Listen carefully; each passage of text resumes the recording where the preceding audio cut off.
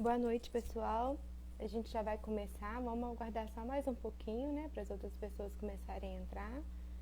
E a gente já começa a nossa live. Vocês estão me ouvindo direitinho?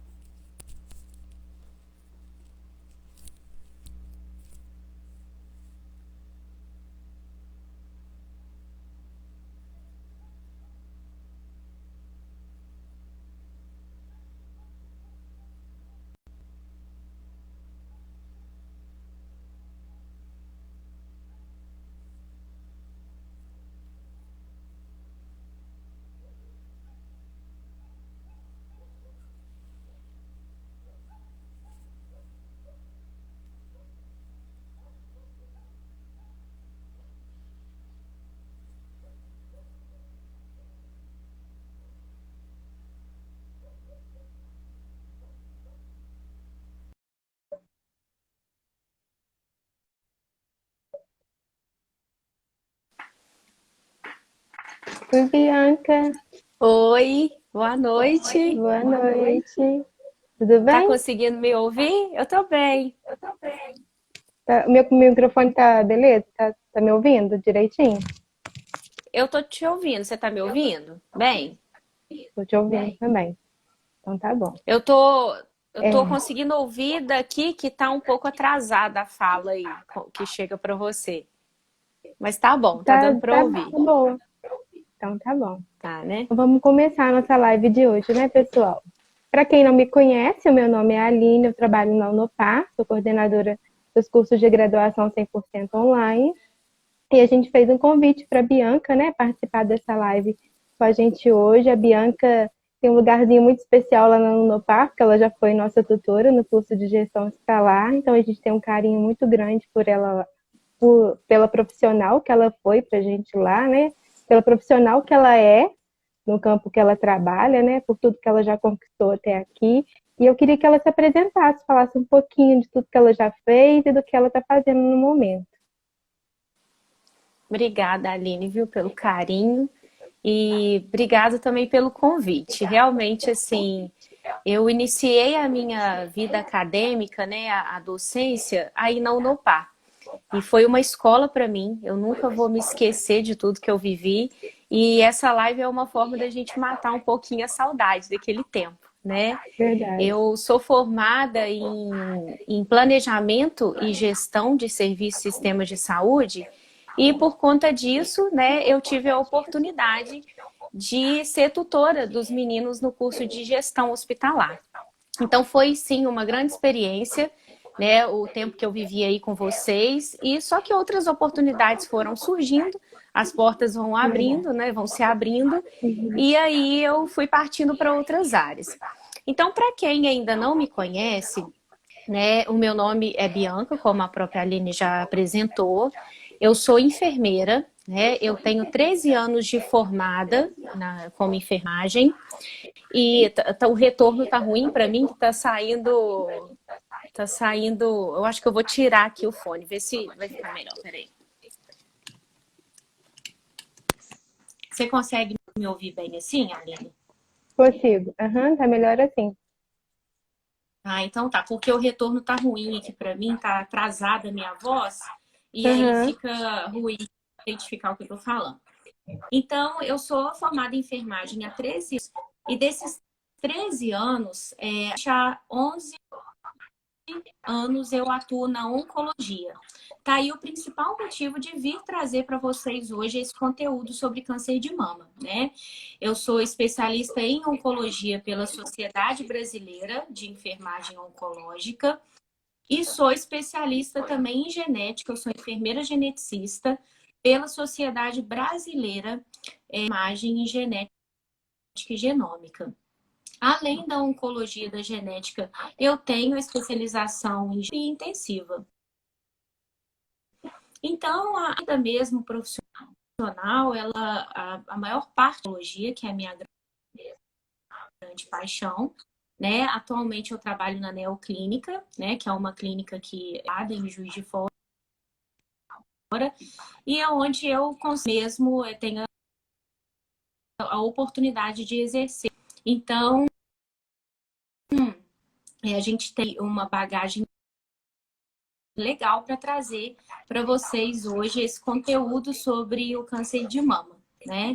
Nesse mês de outubro a gente reforça essas orientações, esse cuidado, mas é importante a gente lembrar que não é somente nesse mês, né, que a gente tem que tomar esse É isso cuidado. que eu ia falar, A é gente o tem que ano estar todo, né? atento, exatamente. A gente tem que realmente estar atento o ano inteiro, porque o câncer ele não escolhe, né, classe social, ele não escolhe cor. A gente tem, às vezes, a ilusão de pensar que ele vai acontecer só com o nosso vizinho ou com o nosso conhecido e com a gente nunca, né? Então, a gente realmente tem que entender o que é isso.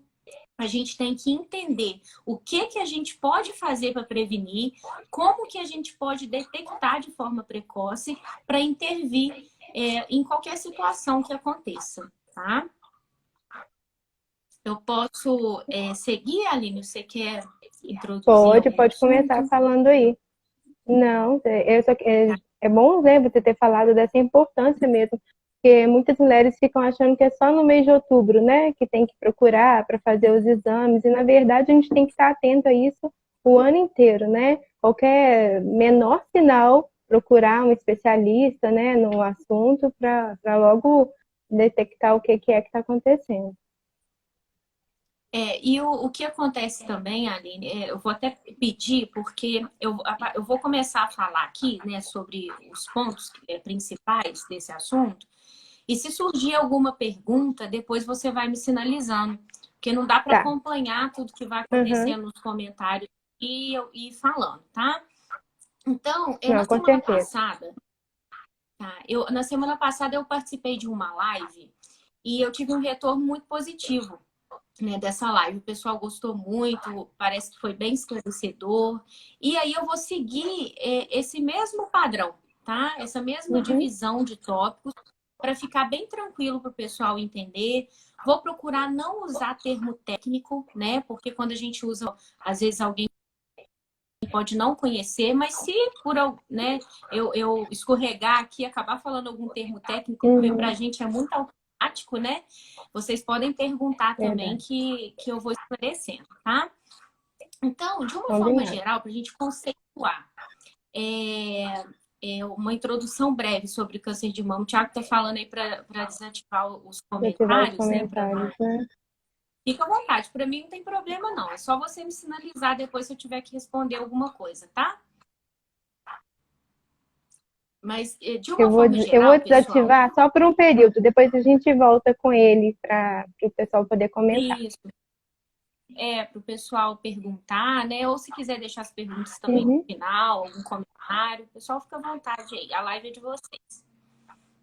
Então, é o seguinte. O câncer, de uma forma geral, o câncer de mama, ele acontece por conta de uma multiplicação desordenada, né, na célula da mama. E essa multiplicação leva ao surgimento de um tumor. Então, é um conceito básico, é basicamente assim que acontece o surgimento de um tumor, né? E essa live se justifica, né? Toda essa repercussão que a gente tem de falar sobre o câncer de mama, ela se justifica devido à estimativa, à incidência do câncer de mama em mulheres, né? Então, de acordo com o Instituto Nacional do Câncer, né, de acordo com as estimativas do INCA, o câncer de mama, ele é o tipo de câncer que mais mata mulheres do mundo.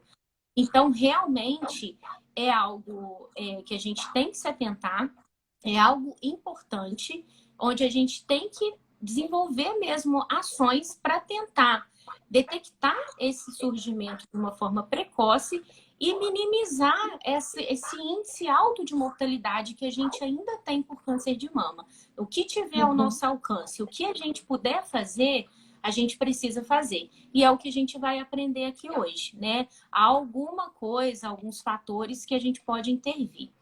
Então, se a gente falar, né, explicar um pouquinho sobre os sinais e sintomas. Quando que a gente tem que desconfiar que pode surgir um câncer de mama, né? Primeira coisa é se atentar, eu vou falar todos os sinais e sintomas aqui, né? Os principais. Mas é importante a gente saber que no aparecimento, no surgimento de algum desses que eu vou citar, a pessoa, o paciente, tem que procurar um profissional médico para ser avaliado, né? Tem que procurar ajuda, tem que verificar o que está acontecendo e não achar que aquilo ali é normal ou que vai sumir, com o tempo sumir, né? Então, a gente tem que ficar atento para procurar um Uhum. atendimento, né? Então, se a mulher observar, tanto a mulher quanto o homem, que é importante também a gente falar que câncer de Ô, mama não dá Bianca, só em mulher. deixa eu te perguntar, Ah, e quem faz esse atendimento inicial, por exemplo, é um médico ginecologista ou ela já tem que perguntar, tem que procurar de cara?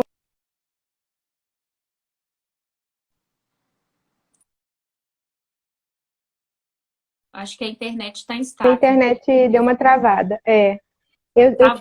Eu te perguntei Então, se para quem a mulher ela tem que procurar quando ela vê esses primeiros sintomas. É um ginecologista ou é já um mastologista? então, quando ela tem um sintoma, um nódulo mesmo, palpável, algo muito específico, eu orientaria a ir direto no mastologista. Mas não impede o ginecologista, porque a gente vai no ginecologista anualmente, né, para fazer o exame preventivo. Uhum, E naquela consulta ali, o nosso ginecologista já faz esse exame clínico da sim. mama, né? Ele Uhum, já faz a palpação. Então, ele mesmo pode descobrir, né? Porque a gente tem o autoexame da mama, eu vou falar de detecção precoce lá na frente, eu vou explicar melhor sobre isso. uhum, A gente tem o autoexame e a gente tem o exame clínico. Então, não tem problema. O ginecologista ele vai fazer, né, na sua consulta de rotina lá, mas o sinal, o surgimento de um nódulo, né, de um caroço na mama, eu procuraria direto um mastologista já para avaliar, para fazer um acompanhamento mais específico, tá? ok. Então, vamos aí ao primeiro sinal, né? O primeiro sinal que a gente tem é o caroço, é o nódulo, né? Esse caroço, geralmente, ele é fixo e o paciente não sente dor, tá? Esse daí é um primeiro sinal. Um outro sinal importante que a gente tem é a alteração na pele da mama. Essa pele ela pode ficar avermelhada, tá? A região, ou ela pode ficar com um aspecto de casca de laranja, que ela fica muito lisa, porque surge um edema às vezes na mama, que é um inchaço na mama, né? E essa mama ela fica porosa, cheia de porozinhos, como se fosse realmente uma casca de laranja. Então, isso também é um sintoma que a gente tem que ficar atento. É a saída de líquido pelo mamilo. Então, se a mulher observar que tem alguma alteração no mamilo ou se estiver saindo algum líquido, também é um sinal importante que ela tem que ficar atenta. Uhum, E também caroço, né? Nódulos na região do pescoço e na região da axila. O nosso organismo, ele responde a qualquer alteração que acontece. Então, o nosso sistema imunológico vai fazer com que surja, né, esses nódulos no pescoço e uhum, na axila.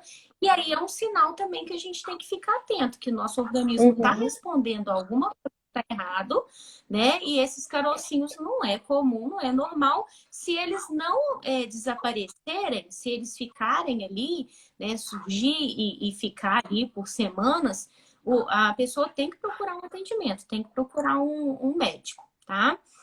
Então, de ok. uma forma geral, a pessoa ela tem que se conhecer, né? O paciente ele tem que se conhecer para ver o que que aparece de errado no corpo dele e conseguir identificar que aquilo ali não faz parte dele, né? Que aquilo ali tá normal, não está normal.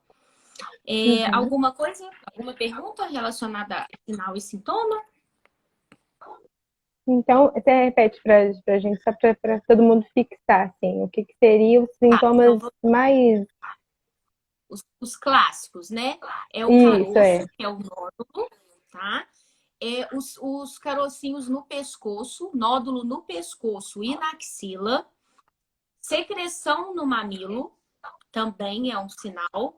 A pele avermelhada, retraída ou com aspecto de casca de laranja. São os principais sinais e sintomas do câncer, tá? O mais clássico realmente é o nódulo, só que o nódulo nem sempre a gente consegue palpar de forma fácil, né? Então a gente tem que ficar atento nesses outros sinais e sintomas também. Fixou? Ok, fixando. Beleza. Em relação aos fatores de risco, quem são as pessoas que estão mais susceptíveis a desenvolver o câncer de mama? Quais são os fatores de risco? É lógico que vocês podem se identificar com alguns fatores de risco que eu vou falar, mas isso não quer dizer que necessariamente a pessoa vai ter um câncer de mama ao longo da vida, porque ela tem um fator de risco, tá?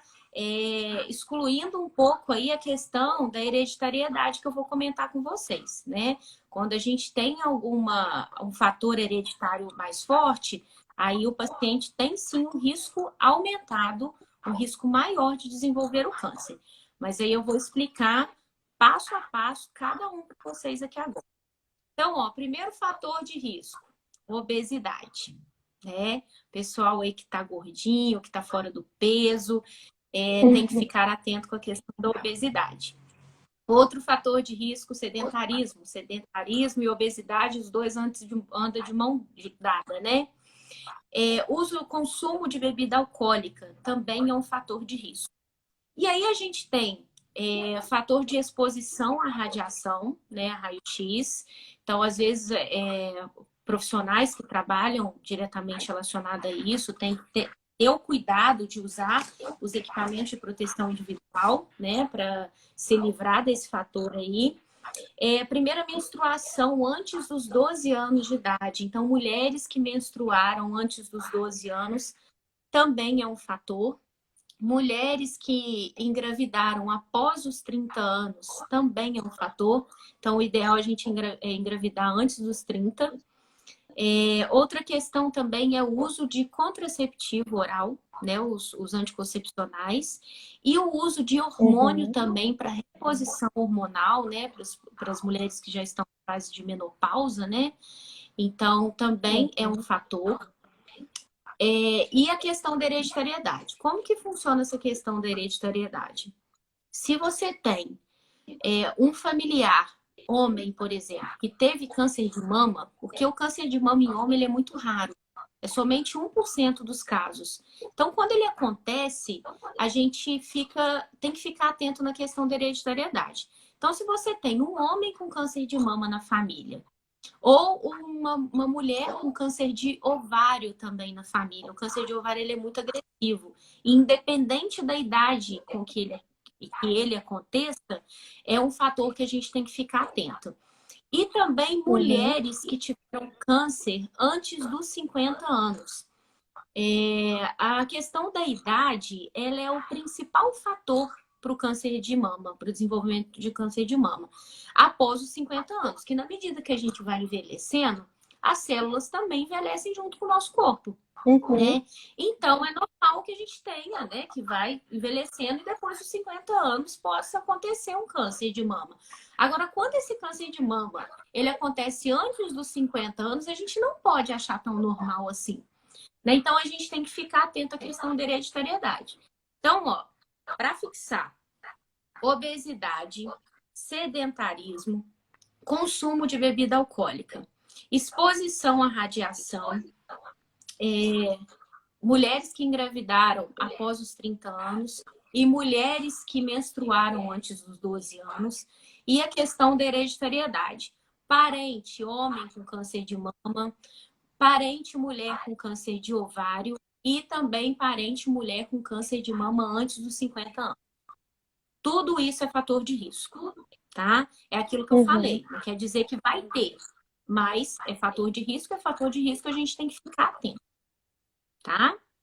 Compreendeu? Alguma questão Então, relacionada a isso? essas pessoas que estão nesse grupo dos fatores de risco, elas teriam que fazer esse exame preventivo mais ou menos de quanto em quanto tempo? É o nosso Uma vez ao próximo passo ano, aqui. de 6 em 6 meses? Ah, Isso. tá. Você já vai falar. Então, aí, porque tem umas recomendações que divergem um pouco. Eu vou falar das duas para vocês. Tem recomendação da Sociedade Brasileira de Psicologia e a gente tem a recomendação do Ministério da Saúde, do INCA, né? Então, eu vou falar com vocês. Mas antes de entrar nessa questão da detecção precoce, que é quando que a gente tem que fazer o exame de rastreio, eu queria falar das medidas de prevenção. Quando a gente fala de porcentagem, a gente fica um pouco assustada às vezes, né? Porque a gente tem esse dado que 30% dos casos de câncer de mama poderiam ser evitados. 30%, Nossa, gente, é muita coisa, muita né? coisa. É muita Muita coisa. mulher que não precisava de estar com câncer de mama. E por que está com câncer de mama? Não está cuidando? Será que como que está sendo, né? Está cuidando dos fatores de risco? Porque o que acontece? A gente tem duas classes aí dos fatores de riscos, né?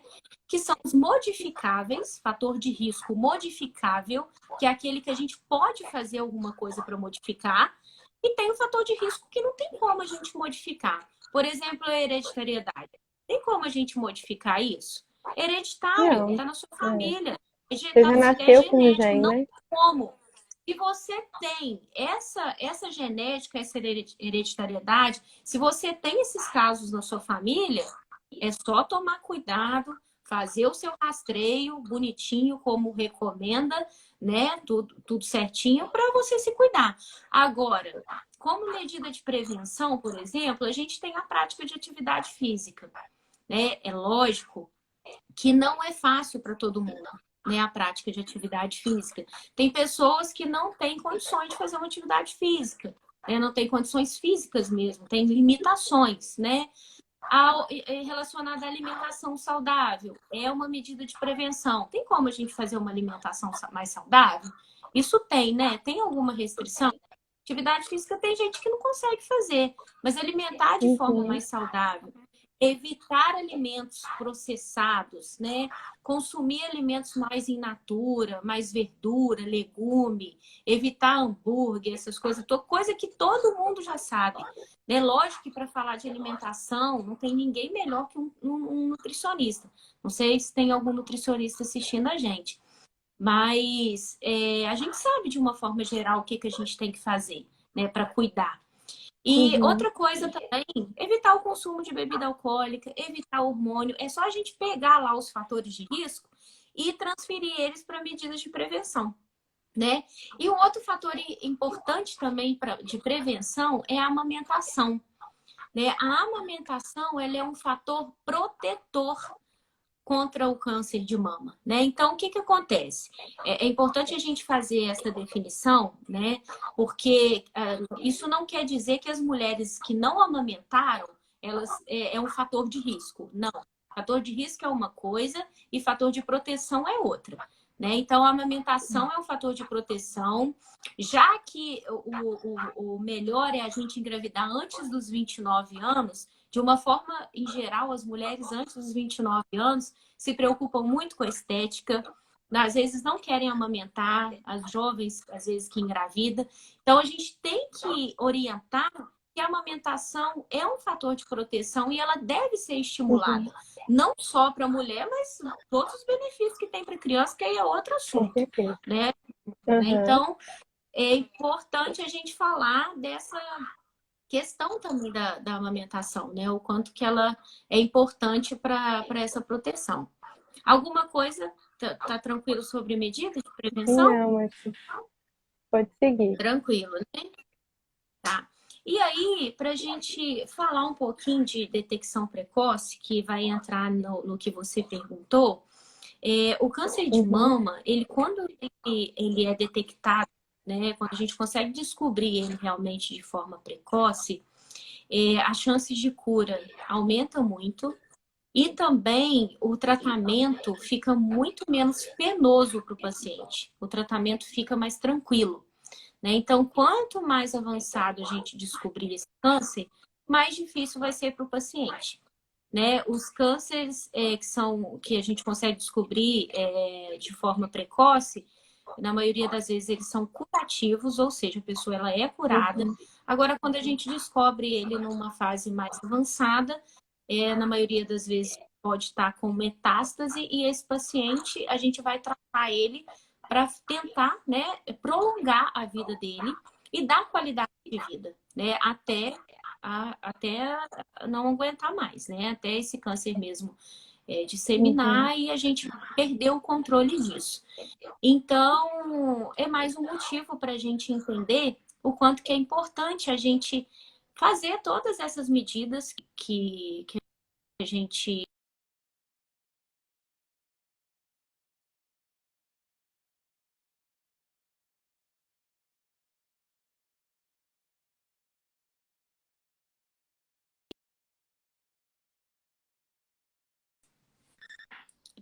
Oi, Pessoal, voltou? muda a internet.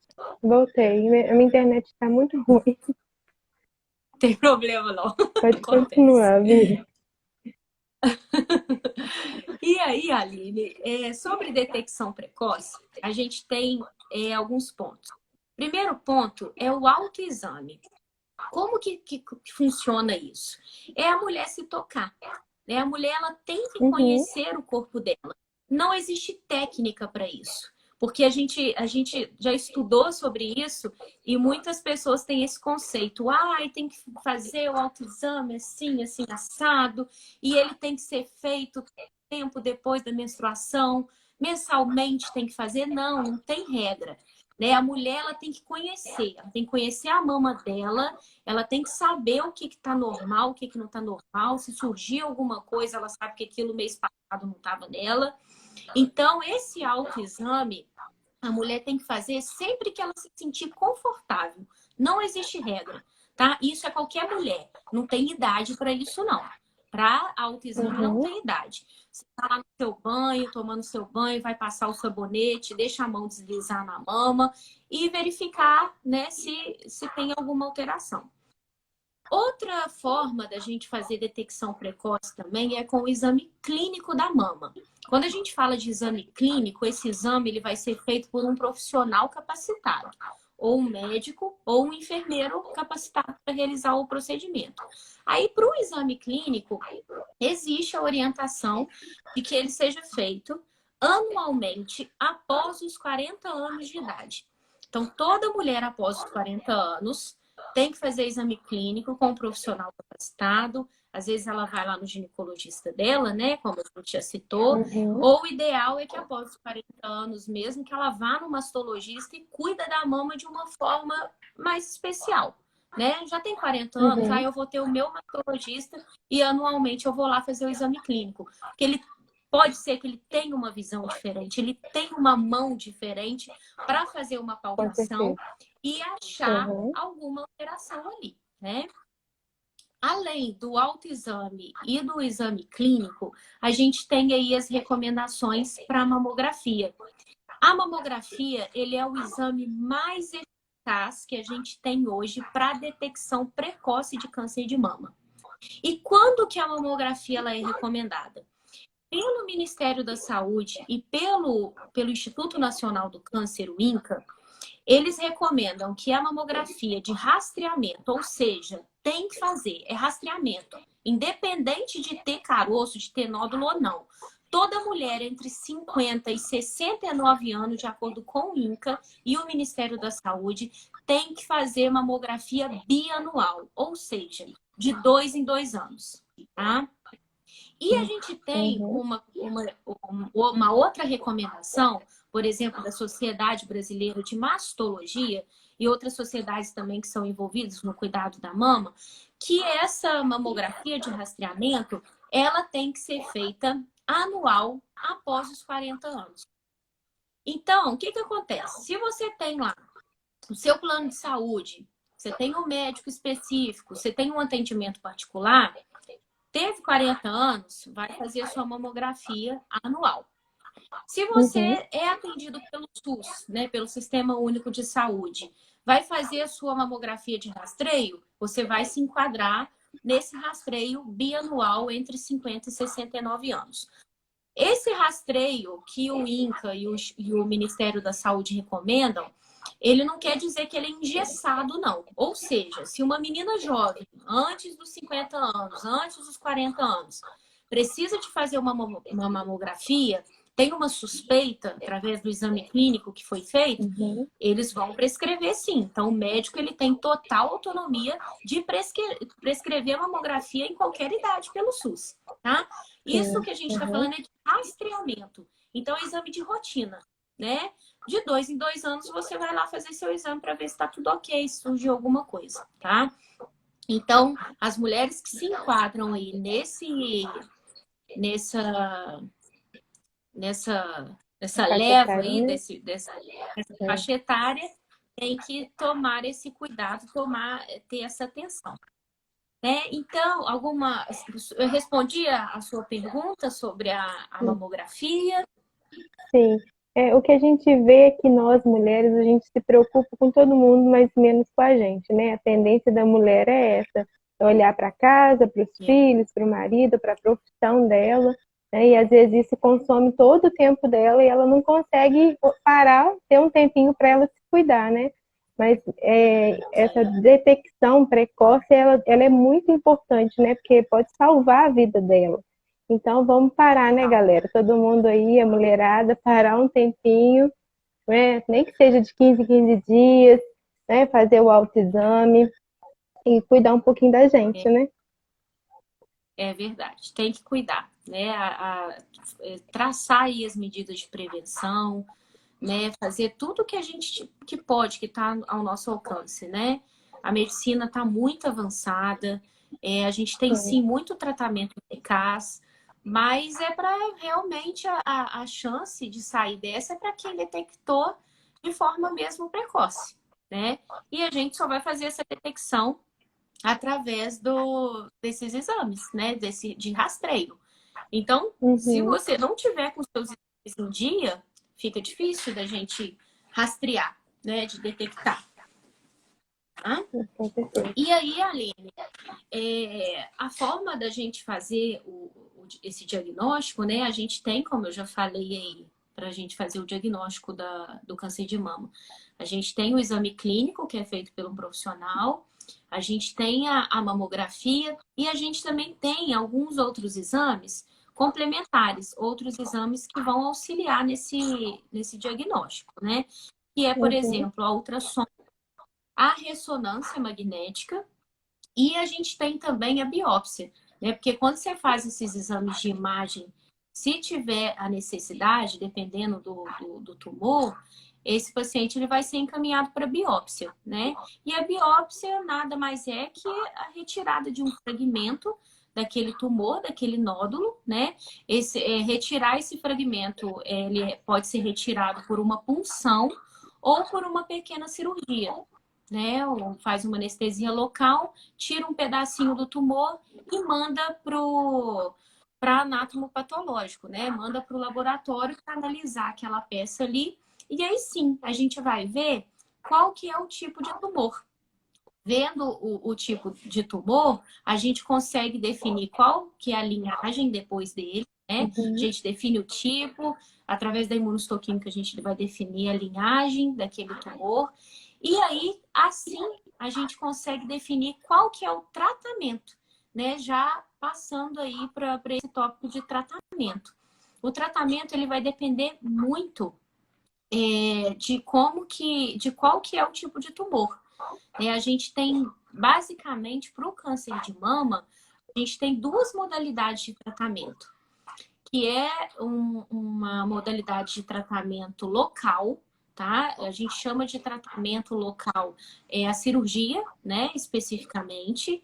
Então, a partir do momento que o paciente ele é submetido à cirurgia para retirada daquele tumor ali, já está fazendo um tratamento.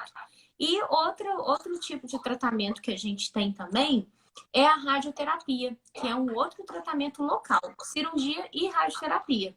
E a radioterapia ela vai fazer uma incidência de radiação ali no local do tumor, na tentativa com o objetivo de matar aquelas células cancerígenas ali que estavam naquele local, tá? E além da modalidade de tratamento local, a gente tem também o tratamento sistêmico. Como que funciona o tratamento sistêmico? O próprio nome já diz. Sistêmico é quando percorre o corpo inteiro. Então, o fato de você colocar uma medicação na veia de um paciente para tratar um câncer de mama, essa medicação ela vai percorrer o organismo inteiro do paciente através dos vasos sanguíneos. Então, dessa forma, é a via sistêmica. Então, a quimioterapia, hormonioterapia, imunoterapia e terapia-alvo são tratamentos sistêmicos. E cada tipo desse daí, ele é indicado de acordo com o tipo de tumor. Tem tumor de mama, né, câncer de mama, que ele é hormônio positivo, né? Ele surgiu por um fator hormonal.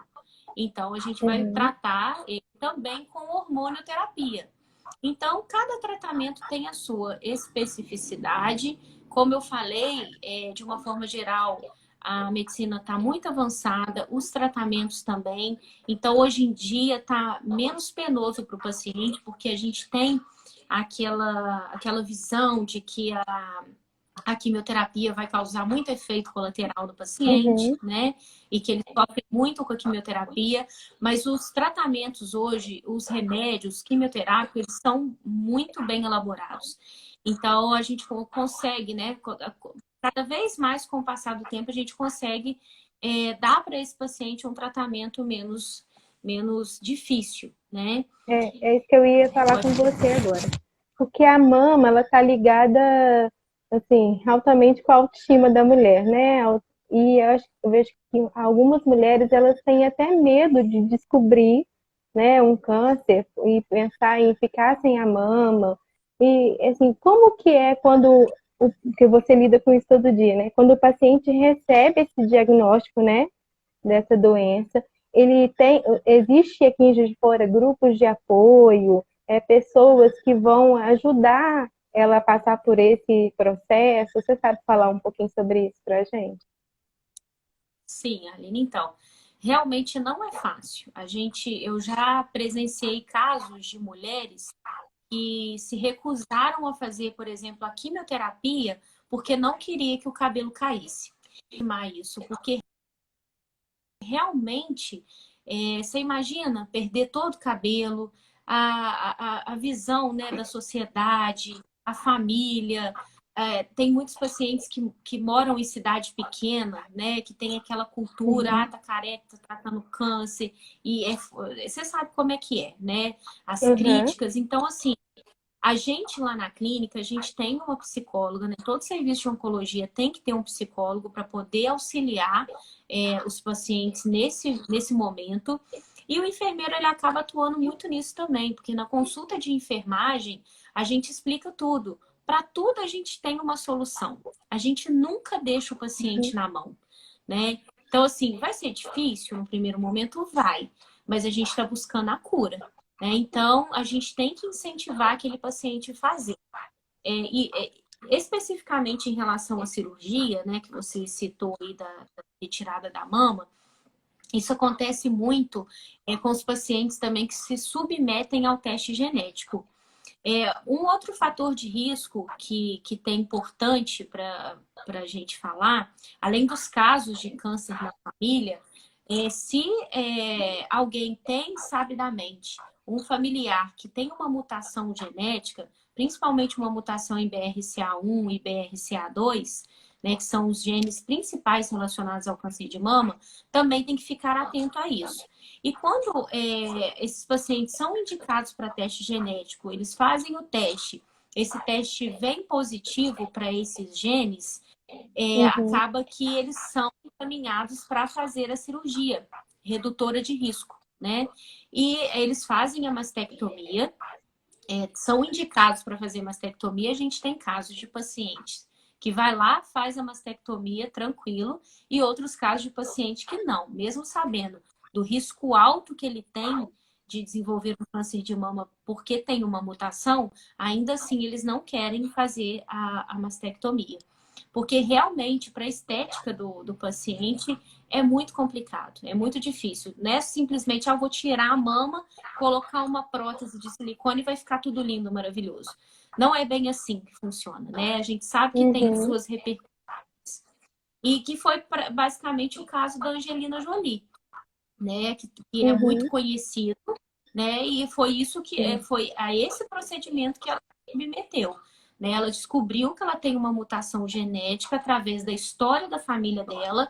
Ela tinha a avó dela teve um câncer de ovário, né? Então, pelo fato de ter tido um câncer de ovário na família, que foi o que eu comentei com vocês lá sobre o fator de risco, ela tem um câncer de ovário na família, foi fazer o teste genético, ela teve a indicação de fazer o teste genético e descobriu uma mutação.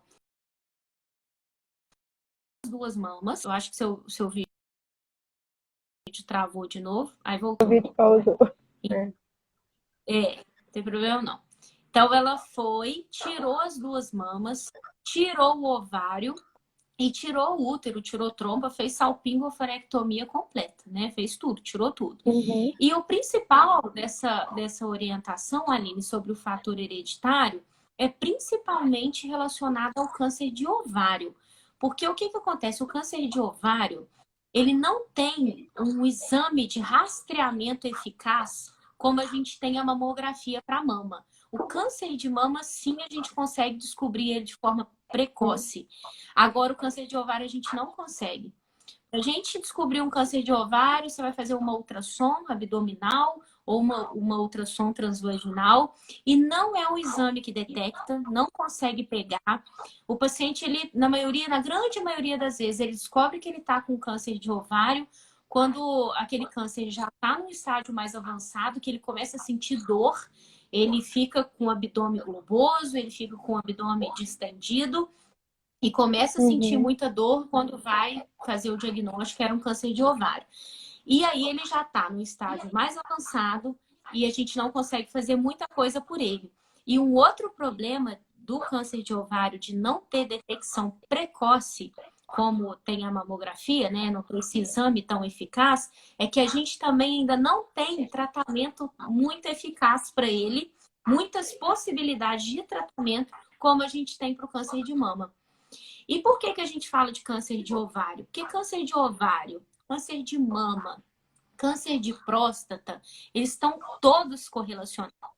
São todos os genes envolvidos no câncer de mama, é o mesmo gene envolvido no câncer de ovário e é o mesmo gene envolvido no câncer de próstata, né? Também relacionado ao homem. Então é importante a gente lembrar que a próstata do homem é a mama da mulher.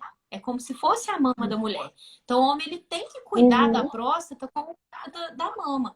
Então, se tem também casos de câncer de próstata metastático, ou seja, aquele câncer de próstata está muito avançado, que já deu metástase, né, na família, também é um fator que a gente tem que ficar atento aí para os cânceres de mama e câncer de ovário. sim.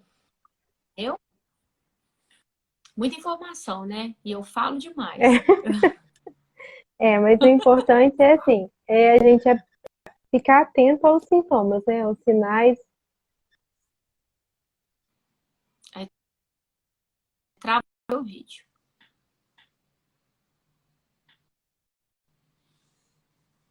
Oi? Voltou? Tá travando. A minha internet tá travada. Peraí. Gente, não usa internet, não.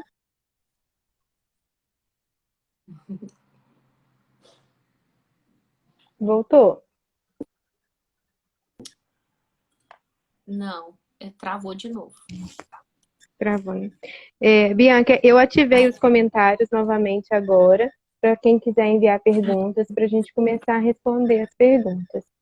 Então, o pessoal que está assistindo a Beleza. gente aí, que tiver pergunta, pode enviar, que a Bianca vai começar a responder. Cecília, Cecília, querida, que fofa.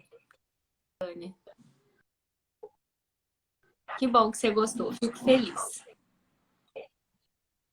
E acaba que a gente vai respondendo também, é tão bem sucinto o assunto, Ô, né, que eu acho Bianca, que fica você bem. falou no caso de câncer de mama, os sintomas, os sinais são parecidos com o câncer de mama feminino? Como é que é? falhou o seu vídeo. O câncer de mama masculino, os sinais e sintomas são parecidos com o câncer de mama feminino? Sim, me fizeram a live da semana passada. E são sim ficar atento ao aparecimento, ao surgimento do também. Ele tem que ficar atento quanto ao aspecto se ficar avermelhada, com aquele aspecto de casca de laranja que eu comentei. Se sair líquido no mamilo, também tem que ficar atento. Então, é basicamente os sintomas. Tem alguma pergunta aí que eu... Então, tem uma pergunta aí, Aline, sobre câncer nas trompas, né? Que ela assustou muito em saber dos riscos e como que a gente pode fazer para prevenir.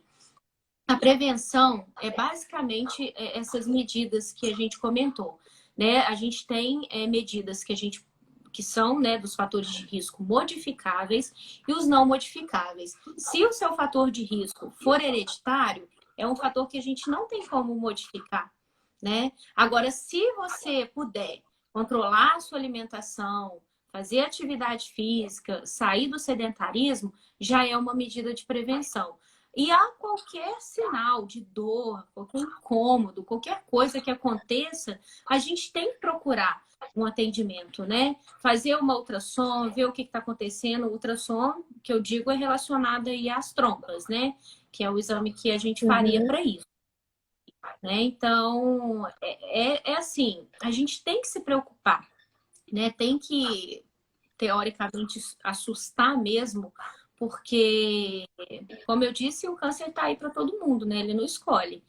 Então, o que a gente puder fazer para prevenir, para cuidar, né? Ir rigorosamente no médico, no ginecologista, né? Fazer os exames realmente é muito importante. Bianca, você falou do teste genético, né? Que você, lá na clínica onde você trabalha, vocês fazem esse teste genético.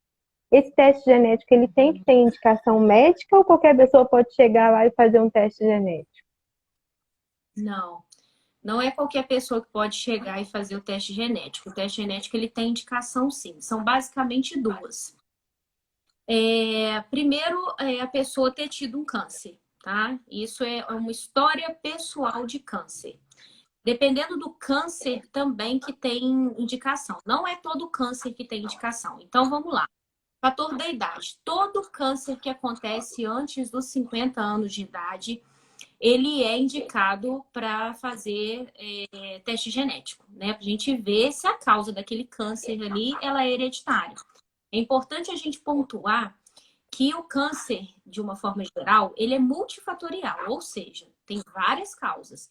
E o fator hereditário, ele compreende de 5 a 10% dessa causa, né? O que não é pouco. Se você pegar 5, 10% de um universo de pessoas que você pode prevenir, a gente consegue salvar muita gente aí com tratamento, com diagnóstico precoce. Então, além disso, às vezes a pessoa tem uma história familiar importante, uma história familiar rica, né? Que foi o que a gente falou do fator de risco ali. História familiar de casos de câncer de ovário, câncer masculino, né? Câncer, tumores raros, também tem indicação de fazer teste genético. Então, não é assim, né? Chega lá, quer fazer teste genético, como comprar, como fazer um hemograma. Não é tão simples. Tem indicação porque a repercussão que esse teste vai trazer para o paciente, para a família, é muito grande. Acontece, para você ter uma noção, até divórcio.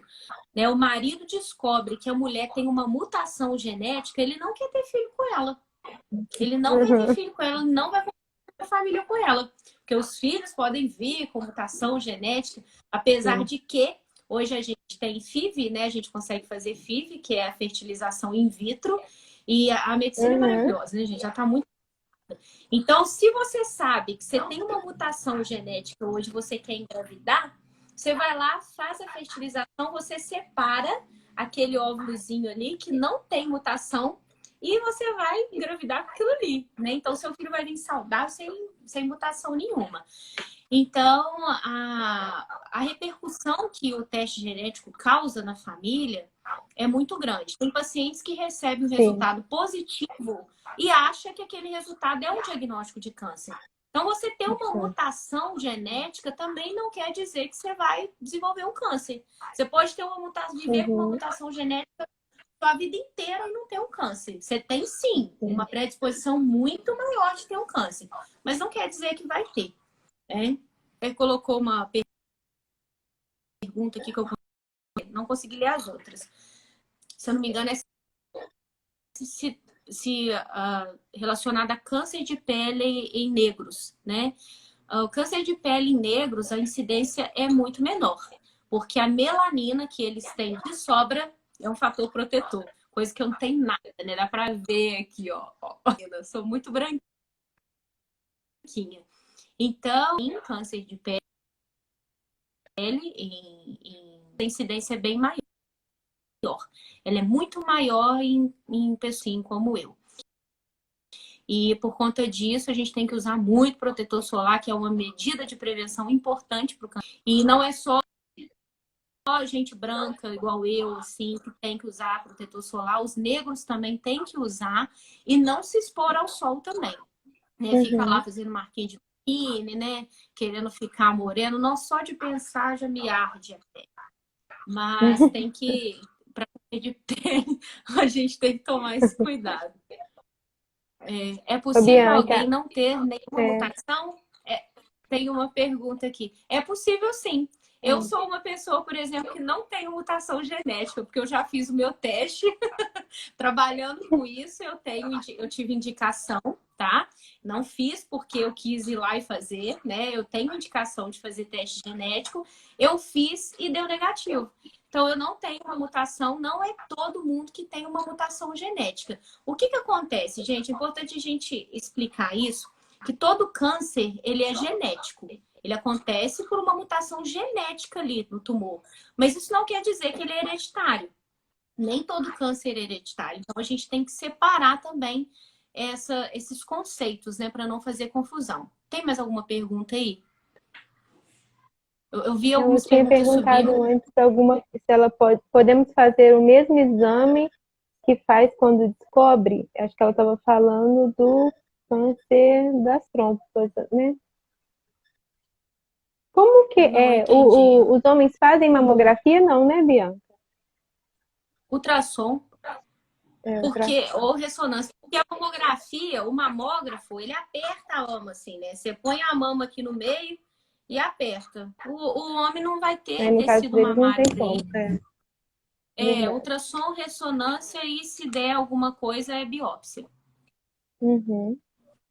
Entendeu? Então, gente, olha, a Bianca parou um tempinho, né, para esclarecer aqui pra gente, falou tanta coisa importante pra gente fixar e levar mesmo em consideração a partir de hoje, né, colocar aí como prioridade na nossa vida esse autoexame, o cuidado também com a alimentação, né, com todos esses fatores que a Bianca mencionou e que são possíveis da gente fazer essa mudança, né, aquilo que está ao nosso alcance.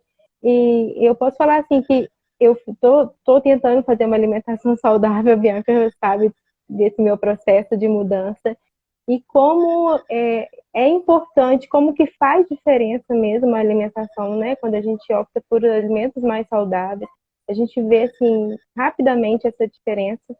Então, vamos fazer aquilo que está ao nosso alcance, né? Que é a atividade física, a alimentação e o autoexame. Eu acho que tem mais uma pergunta, não foi?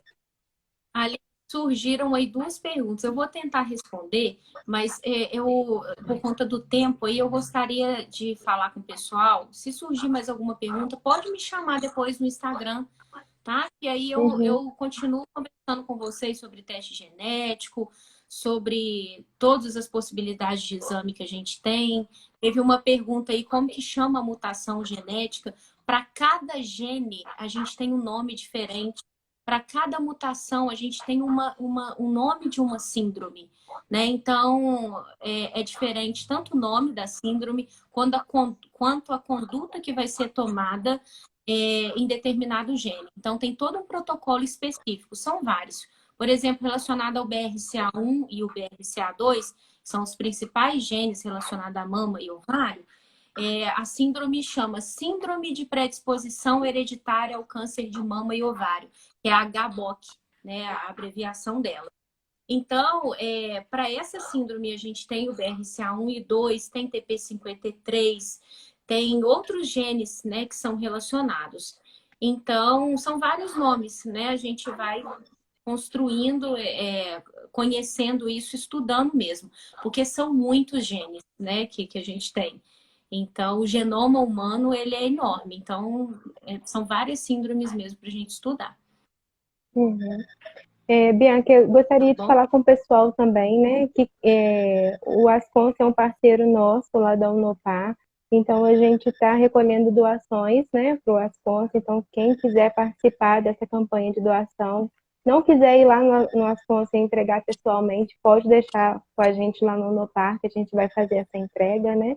Porque a gente sabe que é um hospital que trata câncer aqui de fora e que eles precisam de muita ajuda porque eles passam muito aperto com essa questão financeira, com a questão de alimentação, então a gente é parceiro com eles aí para poder recolher essas doações. E também fazer um convite a vocês lá entrarem no Instagram da Bianca, conhecerem um pouquinho mais do trabalho dela, né? Que ela está sempre divulgando lá muita coisa, ela tem um trabalho muito lindo, né? Tem vários projetos que ela está desenvolvendo. Travou de novo.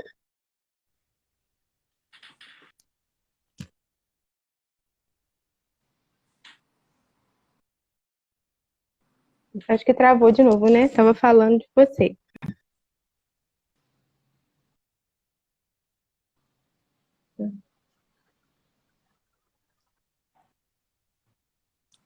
Então, eu convido vocês a irem lá no Instagram da Bianca, é @Bianca Duque, não é isso, Bia? É Bianca_Duque. Underline Duque. A Bianca sempre coloca, posta muitas coisas lá sobre o.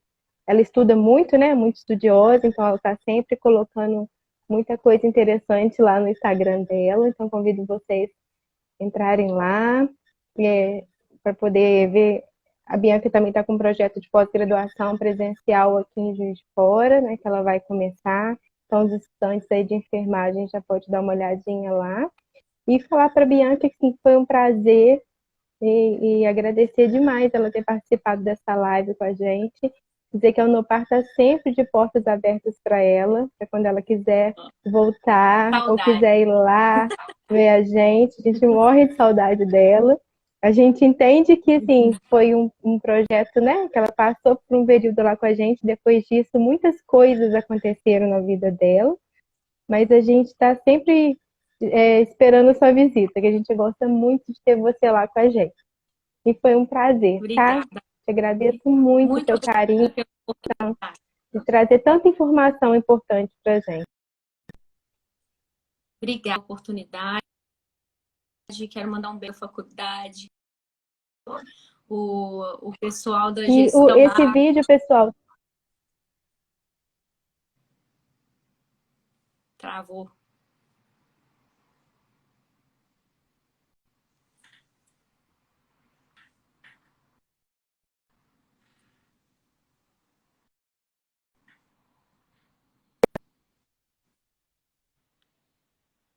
tá travando, né? Só para avisar também que Travou. essa live ela vai ficar salva no nosso Instagram, lá da Unopar, e também a gente vai colocar ela no canal do YouTube que a Unopar tem. Então, quem quiser divulgar depois, às vezes as pessoas não conseguiram assistir agora, mas vai estar salvo lá no Instagram da Unopar e também no canal do YouTube. Isso aí.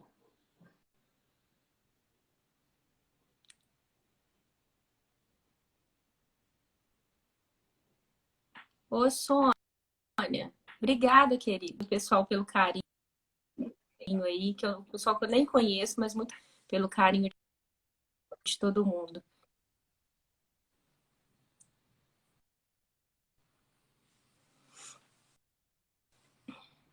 Joia, pessoal, um beijo.